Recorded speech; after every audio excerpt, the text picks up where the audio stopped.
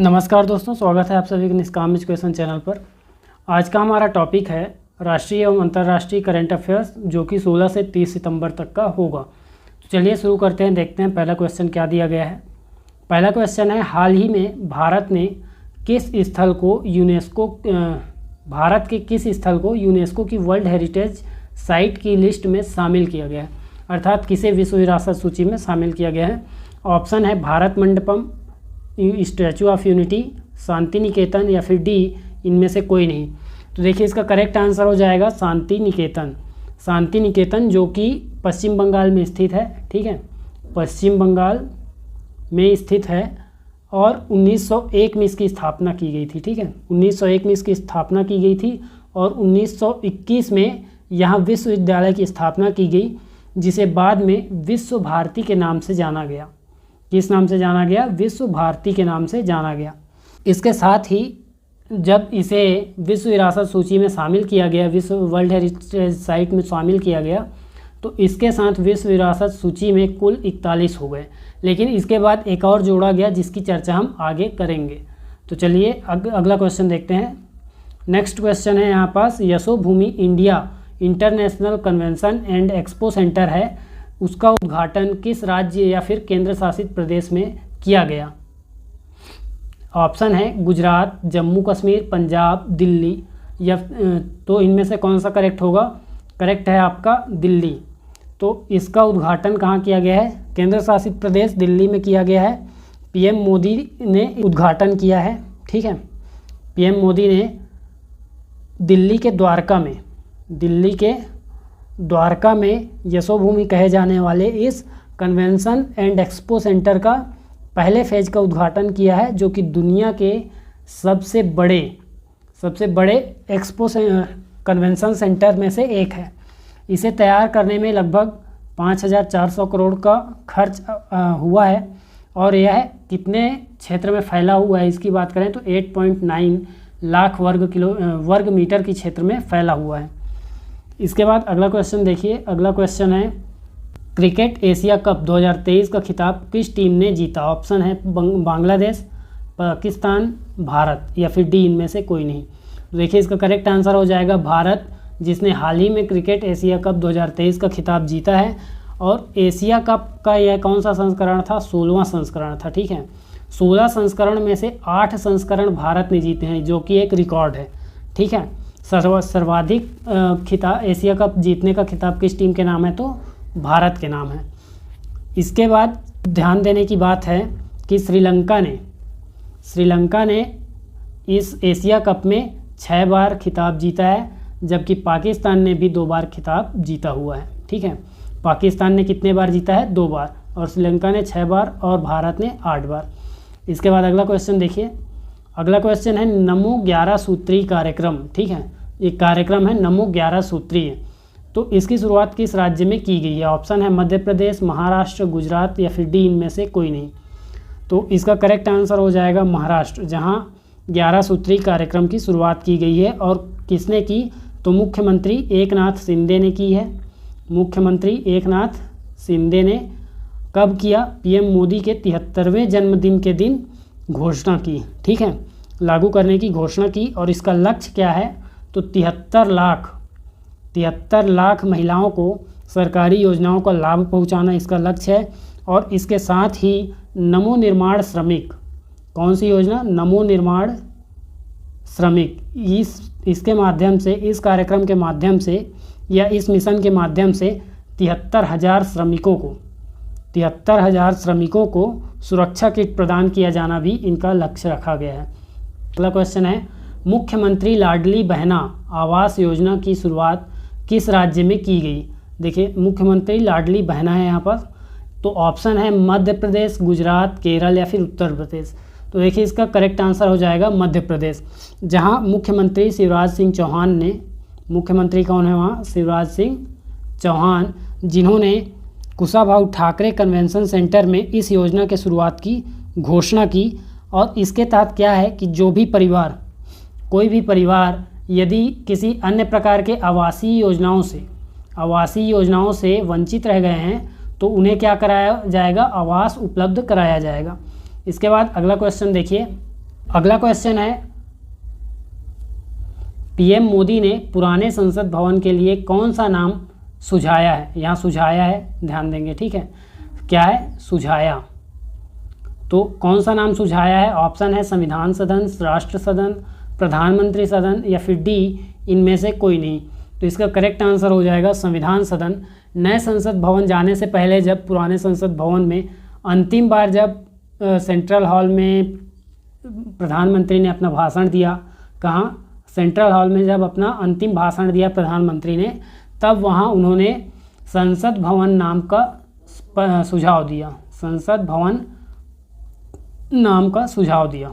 इस संसद भवन के जो आर्किटेक्ट थे, ठीक है, इनका इस पुराने संसद भवन के डिज़ाइन किसने दिया है? तो आर्किटेक्ट थे सर एडविन, ठीक है, नाम है सर एडविन लुटियंस, ठीक है, सर एडविन लुटियंस। और एक और हैं, कौन है?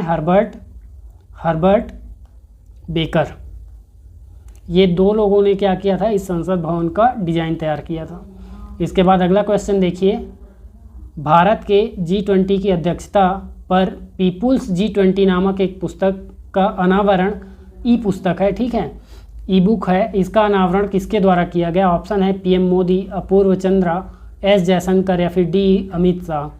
तो इसका करेक्ट आंसर हो जाएगा अपूर्व चंद्रा, जो कि सूचना एवं प्रसारण मंत्रालय के सचिव हैं। कहाँ के सचिव हैं? सूचना एवं प्रसारण मंत्रालय के सचिव हैं और इन्होंने इस पुस्तक का अनावरण किया। यह पुस्तक भारत के G20 अध्यक्षता पर आधारित है। अगला क्वेश्चन है, होयसल के पवित्र मंदिर समूह को, देखिए अभी हमने 41वें विश्व विरासत स्थल की बात की थी, अब है 42वां। होयसल के पवित्र मंदिर समूह को यूनेस्को की विश्व विरासत स्थल की सूची में शामिल किया गया है। यह किस राज्य में स्थित है? ऑप्शन है तमिलनाडु, केरल, कर्नाटक या फिर आंध्र प्रदेश। तो देखिए इसका करेक्ट आंसर हो जाएगा कर्नाटक। होयसल के पवित्र मंदिर समूह कहाँ है? कर्नाटक में है। और कर्नाटक में भी कहाँ? बेलूर, हलेबीड और सोमनाथपुरा। यहाँ जो स्थित मंदिरों के समूह हैं उन्हें यूनेस्को की विश्व धरोहर सूची में शामिल किया गया है। और इसी के साथ जो भारत में विश्व विरासत स्थलों की संख्या कितनी हो गई है? 42। तो अभी भारत में कुल कितने हैं? 42 है। इसके बाद अगला क्वेश्चन देखिए। अगला क्वेश्चन है, अंतर्राष्ट्रीय लाल पांडा दिवस प्रतिवर्ष कब मनाया जाता है? ऑप्शन है सितंबर के पहले शनिवार को, या दूसरे शनिवार, या फिर तीसरे या चौथे शनिवार को। तो देखिए करेक्ट आंसर हो जाएगा तीसरे शनिवार को प्रतिवर्ष मनाया जाता है सितंबर माह में लाल पांडा दिवस। और क्यों मनाया जाता है? तो देखिए इस वर्ष तो यह कब मनाया गया? 16 सितंबर को मनाया गया। तीसरा शनिवार कब पड़ा था? 16 सितंबर को। तो ये मनाया जाता है लाल पांडा के संरक्षण के लिए, लाल पांडा के या रेड पांडा के संरक्षण के उद्देश्य से और बचाव के लिए लोगों में जागरूकता लाने के उद्देश्य से मनाया जाता है। क्योंकि जो ये प्रजाति है लाल पांडा की प्रजाति, ये विलुप्त होने के कगार पर पुनः एक बार पहुंच गई है, जिसे हमें बचाने के प्रयास करना है।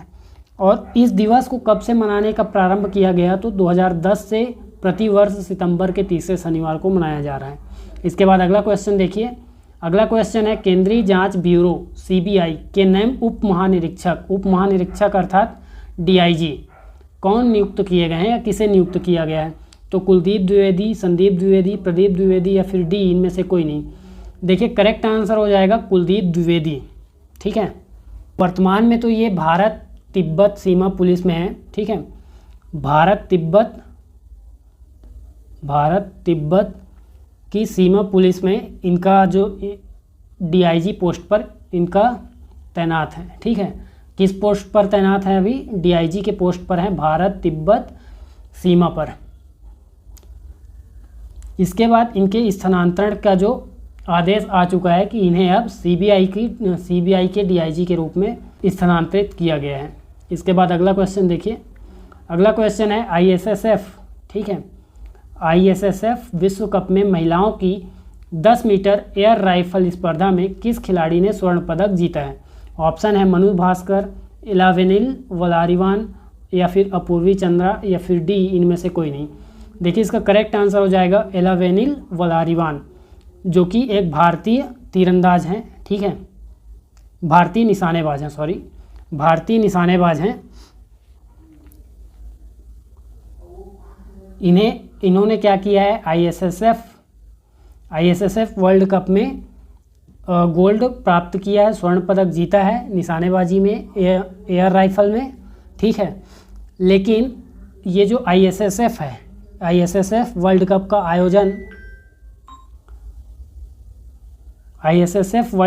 आयोजन कब किया जा रहा है, कहाँ किया जा रहा है, तो ब्राज़ील के रियो डी जेनेरियो में किया जा रहा है, ठीक है। कहाँ किया जा रहा है, रियो डी जेनेरियो में, जो कहाँ है, ब्राज़ील में स्थित है। इसके बाद अगला क्वेश्चन देखिए। अगला क्वेश्चन है डिजिटल इंफ्रास्ट्रक्चर प्रोवाइडर्स एसोसिएशन के एमडी और सीईओ के रूप में किसे नियुक्त किया गया है। ऑप्शन है राजीव सक्सेना, अनिल सिन्हा, धनंजय जोशी या फिर डी इनमें से कोई नहीं। देखिए यहाँ पास इसका करेक्ट आंसर हो जाएगा धनंजय जोशी। इन्हें एमडी और सीईओ के पद के रूप में नियुक्त किया गया है। देखिए डिजिटल इंफ्रास्ट्रक्चर प्रोवाइडर्स एसोसिएशन जो है ये एक गैर लाभकारी उद्योग निकाय है, ठीक है। डिजिटल इंफ्रास्ट्रक्चर प्रोवाइडर्स एसोसिएशन ये है एक गैर लाभकारी संस्थान है, उद्योग है, जो भारत के डिजिटल इंफ्रास्ट्रक्चर उद्योग का प्रतिनिधित्व करता है। और इसकी स्थापना कब हुई थी, तो 2010 में की गई थी। अगला क्वेश्चन देखिए, आगामी आईसीसी विश्व कप 2023 के लिए टीम इंडिया की जर्सी किस कंपनी ने लॉन्च की है। ऑप्शन है नाइकी, एडिडास, सी उपर्युक्त दोनों या फिर डी इनमें से कोई नहीं। तो इसका करेक्ट आंसर हो जाएगा एडिडास, जिसने हाल ही में टीम इंडिया की जर्सी लॉन्च की है। और इसमें ध्यान देने योग्य है कि इस बार जो वनडे विश्व कप है उसका आयोजन भारत में किया जा रहा है और यह पहला मौका है जब भारत अकेले वनडे विश्व कप की मेज़बानी करेगा, ठीक है।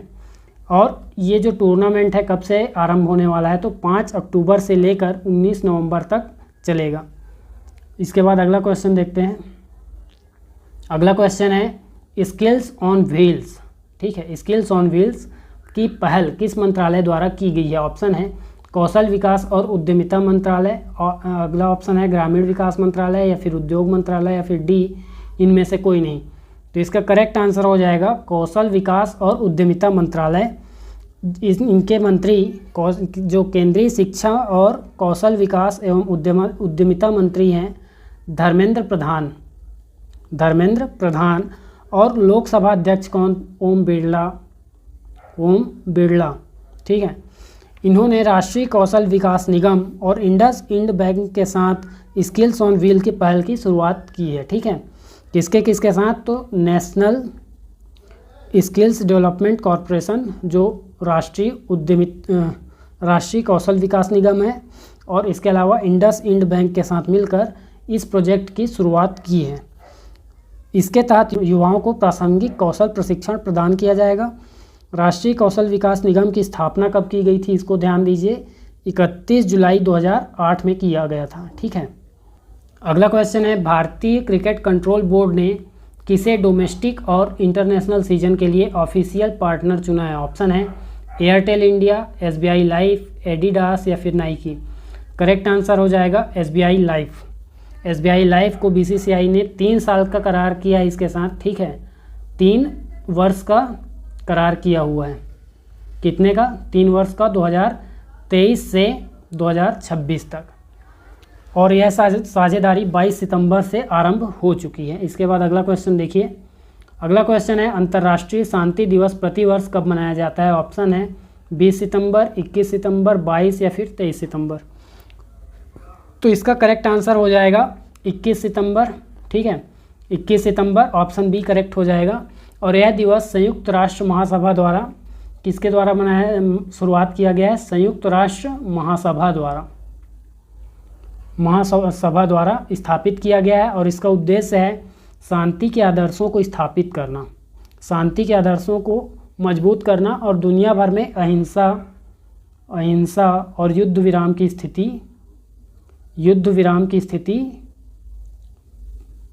विराम की स्थिति को बढ़ावा देना। इस वर्ष इसकी थीम क्या है कि शांति के लिए, ध्यान से सुनिएगा, शांति के लिए कार्य, वैश्विक लक्ष्यों के लिए हमारी महत्वाकांक्षा। इसके बाद अगला क्वेश्चन देखते हैं। नेक्स्ट है राष्ट्रीय विज्ञान पुरस्कार को कुल कितनी कैटेगरी में दिए जाने की घोषणा की गई है? ऑप्शन है 3, 4, 5 या फिर 6। तो देखिए इसे 4 श्रेणियों में दिया जाएगा। और इसमें ध्यान देने योग्य बात है कि जो राष्ट्रीय विज्ञान पुरस्कार है वे जो भारत के राष्ट्रीय पुरस्कार हैं उनकी तर्ज पर पद्म पुरस्कार जो हैं, ठीक है, जो राष्ट्र में राष्ट्रीय पुरस्कार के रूप में पद्म पुरस्कार दिए जाते हैं उनकी तर्ज पर दिए जाने का घोषणा किया गया है। और भारत सरकार ने इसे 4 श्रेणियों में दिए जाने की घोषणा की है। पहला है विज्ञान रत्न, दूसरा है विज्ञान श्री, जिस प्रकार वहाँ पद्मश्री देते हैं वैसे यहाँ विज्ञान श्री होगा, और पद्म विभूषण के स्थान पर विज्ञान युवा शांति स्वरूप भटनागर। तो विज्ञान युवा शांति स्वरूप भटनागर हुआ, ठीक है, तीसरा पुरस्कार। चौथा होगा विज्ञान टीम। चौथा कौन सा होगा? विज्ञान टीम। तो ये 4 श्रेणी के रूप में पुरस्कार दिए जाएंगे और कुल 13 क्षेत्रों में ये पुरस्कार दिया जाएगा, ठीक है। विज्ञान संबंधित कुल 13 क्षेत्रों में यह पुरस्कार दिया जाएगा। जो महत्वपूर्ण योगदान किए होंगे उन्हें हर वर्ष प्रदान किया जाएगा। इसके बाद अगला क्वेश्चन देखते हैं। अगला क्वेश्चन है भारत सरकार ने हाल ही में किस देश के नागरिकों के लिए वीज़ा सर्विस को सस्पेंड कर दिया है? ऑप्शन है पाकिस्तान, बांग्लादेश, कनाडा या फिर अफगानिस्तान। तो देखिए हाल ही में कनाडा के साथ भारत का जो राष्ट्रीय संबंध है उसमें कटुता आ चुकी है। भारत कनाडा जो विवाद चल रहा है और जो तनाव चल रहा है, ठीक है, उसके कारण भारत सरकार ने यह फैसला लिया है कि कनाडा के नागरिकों के लिए अगले आदेश के आने तक वीज़ा सर्विस को सस्पेंड किया जाता है। तो आपका ऑप्शन सी करेक्ट आंसर हो जाएगा। इसके बाद नेक्स्ट क्वेश्चन देखते हैं। क्वेश्चन है सिम्बेक्स एक्सरसाइज का आयोजन भारत और किस देश की नौसेना के बीच किया जा रहा है? ऑप्शन है अमेरिका, रूस, जर्मनी या फिर सिंगापुर। तो इसका करेक्ट आंसर हो जाएगा सिंगापुर, जिसके साथ यह द्विपक्षीय नौसैनिक समुद्री अभ्यास किया जाएगा। और ये जो अब तक का किसी भी दूसरे देश के साथ किया जाने वाला सबसे लंबा सैन्य अभ्यास होगा। इसके बाद देखते हैं अगला क्वेश्चन क्या है। अगला क्वेश्चन देखते हैं। विश्व रेसलिंग चैंपियनशिप 2023 में भारत की किस रेसलर ने पदक जीता है? कांस्य पदक है, यहाँ पर ध्यान देंगे, कहाँ से नहीं है, कांस्य पदक है। तो कांस्य पदक किसने जीता है? ऑप्शन है अंतिम पंघाल, मीनू कुमारी, विनेश फोगाट या फिर डी, इनमें से कोई नहीं। तो इसका करेक्ट आंसर हो जाएगा अंतिम पंघाल, जो भारत की एक युवा रेसलर हैं। इन्होंने सर्बिया के बेलग्रेड में, जो अभी सर्बिया के बेलग्रेड में चल रहा है विश्व रेसलिंग चैम्पियनशिप, वहाँ इन्होंने कांस्य पदक जीता है। और यह इस प्रकार का भारत का पहला पदक है, इस टूर्नामेंट में जो है भारत का पहला पदक है। इसके बाद अगला क्वेश्चन देखिए। क्वेश्चन है Dada Saheb Phalke life time achievement पुरस्कार किसे सम्मानित किया जाएगा? ऑप्शन है अमिताभ बच्चन, हेमा मालिनी, वहीदा रहमान या फिर डी, इनमें से कोई नहीं। तो इसका करेक्ट आंसर हो जाएगा ऑप्शन सी, वहीदा रहमान। तो इन्हें इस बार जो है Dada Saheb Phalke life time achievement पुरस्कार से सम्मानित किया जाएगा। पिछले वर्ष यह पुरस्कार दिग्गज बॉलीवुड अभिनेत्री आशा पारेख को दिया गया था। किन्हें प्राप्त हुआ था? आशा पारेख को पिछले वर्ष प्राप्त हुआ था। और भारत सरकार ने दादा साहब फाल्के पुरस्कार की घोषणा कब से शुरू की है? तो 1969 से की थी। और दादा साहब फाल्के को क्या कहा जाता है? तो भारतीय सिनेमा के जनक के रूप में जाना जाता है। इसके बाद अगला क्वेश्चन देखिए। 22वां क्वेश्चन है वनडे क्रिकेट में किस टीम ने 3000 छक्के लगाने का रिकॉर्ड बनाया है? तो देखिए ऑप्शन है पाकिस्तान, भारत, न्यूजीलैंड या फिर डी, इनमें से कोई नहीं। तो इसका करेक्ट आंसर हो जाएगा भारत, जिसने हाल ही में वनडे क्रिकेट के इतिहास में सबसे तेज 3000 छक्के लगाने का रिकॉर्ड बनाया है। और इसके बाद दूसरे स्थान पर है न्यूजीलैंड। तो न्यूजीलैंड के लगभग 29-53 छक्के लगाने का रिकॉर्ड है, तो ये दूसरे स्थान पर है। अगला क्वेश्चन है किस देश की महिला क्रिकेट टीम ने किस देश की महिला क्रिकेट टीम ने एशियाई खेल 2023 में स्वर्ण पदक जीता है? ऑप्शन है भारत, पाकिस्तान, बांग्लादेश या फिर डी इनमें से कोई नहीं। तो करेक्ट आंसर हो जाएगा यहाँ भारत, जिसमें इस संस्करण में जो है इस जो भारत का यह दूसरा गोल्ड था। ठीक है, इस एशियाई खेल के संस्करण में ये भारत का दूसरा गोल्ड था और इसमें भारतीय टीम का नेतृत्व किसने किया? तो हरमनप्रीत कौर ने इसका नेतृत्व किया है। इसके बाद अगला क्वेश्चन देखिए। अगला क्वेश्चन है भारत ऊर्जा शिखर सम्मेलन 2023 का उद्घाटन किसने किया है? ऑप्शन है पीएम मोदी, आरके सिंह, अमित शाह या फिर डी इनमें से कोई नहीं। करेक्ट आंसर हो जाएगा आरके सिंह। आरके सिंह कौन है? तो नवीन और नवीकरणीय ऊर्जा मंत्री हैं। ठीक है, तो इन्होंने क्या किया? नई दिल्ली में भारत ऊर्जा शिखर सम्मेलन 2023 का उद्घाटन किया है। इस 2 दिवसीय शिखर सम्मेलन का उद्देश्य क्या है कि देश में एक सक्षम ग्रीन हाइड्रोजन इकोसिस्टम तैयार करना इसका उद्देश्य है। ग्रीन हाइड्रोजन इकोसिस्टम तैयार करना क्या है इसका उद्देश्य है। इसके बाद अगला क्वेश्चन देखते हैं। क्वेश्चन है ऑस्कर 2024 के लिए भारत की ऑफिशियल एंट्री के रूप में किस फिल्म को नामित किया गया? ऑप्शन है रॉकेटरी, आदि पुरुष या फिर 2018 एवरीवन इज़ अ हीरो या फिर डी गदर 2। तो इसका करेक्ट आंसर हो जाएगा option C 2018 everyone is a hero. Film federation of India ने केरल बाढ़ पर आधारित, यह फिल्म किस पर आधारित है? केरल के बाढ़ पर आधारित है। तो इस फिल्म को क्या किया है? भारत ऑफिशियल एंट्री के रूप में नामित किया है। किसमें? ऑस्कर के लिए भारत की ऑफिशियल एंट्री के रूप में नामित किया है, क्योंकि इस फिल्म ये एकमात्र ऐसी फिल्म है जिसने 100 करोड़ का आंकड़ा सबसे तेज पार किया था। इसके बाद अगला क्वेश्चन देखिए। अगला क्वेश्चन है हाल ही में MS स्वामीनाथन का निधन हो गया, वह किस क्षेत्र से संबंधित थे? ऑप्शन है भूगोल, पर्यावरण, प्रौद्योगिकी या फिर कृषि। तो देखिए MS स्वामीनाथन कृषि से संबंधित थे। MS स्वामीनाथन किससे संबंधित थे? कृषि से संबंधित थे। ये प्रसिद्ध कृषि वैज्ञानिक और भारत में हरित क्रांति के जनक भी थे। भारत में क्या थे? हरित क्रांति के जनक भी कहे जाते हैं। और 98 वर्ष की आयु में हाल ही में इनका निधन हो गया है। इन्हें पद्मश्री, पद्म भूषण अर्थात तीनों पद्म पुरस्कार इन्हें प्राप्त हो चुके हैं। पद्म विभूषण, ये 3 पुरस्कार इन्हें प्राप्त हो चुके हैं। इसके अलावा 1971 में इन्हें जो है रेमन मैग्सेसे पुरस्कार से सम्मानित किया गया है, जिसकी चर्चा हमने पिछले वीडियो में की थी कि रेमन मैग्सेसे पुरस्कार क्या होता है। इसके बाद अगला क्वेश्चन देखिए। अगला क्वेश्चन क्या है? ग्लोबल इनोवेशन इंडेक्स या वैश्विक नवाचार इंडेक्स बोल सकते हैं या सूचकांक 2023 में भारत की रैंक क्या है? ऑप्शन है 39वां, 40वां, 41वां या फिर 42वां। तो इसका करेक्ट आंसर हो जाएगा 40वां। करेक्ट आंसर हो जाएगा 40वां, ऑप्शन बी।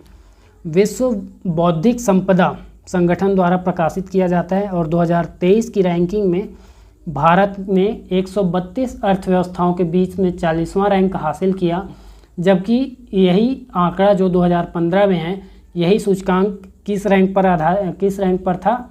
तो भारत के लिए 81वें रैंक पर स्थान था। तो इस प्रकार इसने 81वें से 40वें तक का सफ़र तय किया है। इसके बाद अगला क्वेश्चन देखिए। अगला क्वेश्चन है बिहार राज्य का दूसरा टाइगर रिजर्व किस जिले में स्थापित किया जाएगा? ऑप्शन है कैमूर, खगड़िया, अरवल या कटिहार। तो इसका करेक्ट आंसर हो जाएगा कैमूर, ऑप्शन ए करेक्ट हो जाएगा। बिहार में पहला टाइगर रिजर्व कहाँ है वह भी जान लीजिए। तो पश्चिमी चंपारण जिले में है। पश्चिमी चंपारण जिले में पहला टाइगर रिजर्व स्थापित था। और कौन से राष्ट्रीय उद्यान में? तो वाल्मीकि राष्ट्रीय उद्यान में स्थापित किया गया था पहला टाइगर रिजर्व। दूसरा कहाँ होगा? कैमूर जिले में। इसके बाद अगला क्वेश्चन देखते हैं। अगला क्वेश्चन है एशियाई खेल 2023 में भारत ने अपना तीसरा गोल्ड किस खेल में जीता है? ऑप्शन है तैराकी, घुड़सवारी, रेसलिंग या फिर डी इनमें से कोई नहीं। तो इसका करेक्ट आंसर हो जाएगा घुड़सवारी में। भारतीय घुड़सवारी टीम ने इस स्पर्धा में 41 साल के बाद पहला स्वर्ण जो है हासिल किया है। और एशिया कप में 2023 में यह भारत का 13वां पदक था। एशिया कप 2023 में भारत का 13वां पदक है। इसके बाद अगला लास्ट क्वेश्चन देखते हैं।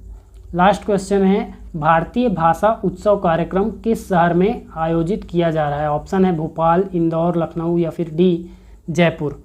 तो इसका करेक्ट आंसर हो जाएगा उत्तर प्रदेश की राजधानी लखनऊ में आयोजित किया जा रहा है, जो कि 75 दिवसीय कार्यक्रम है।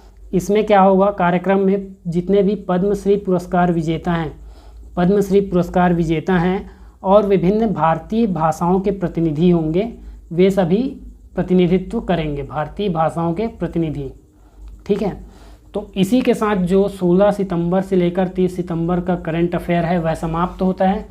और इसी प्रकार के अन्य वीडियोस के लिए जुड़े रहिए चैनल से।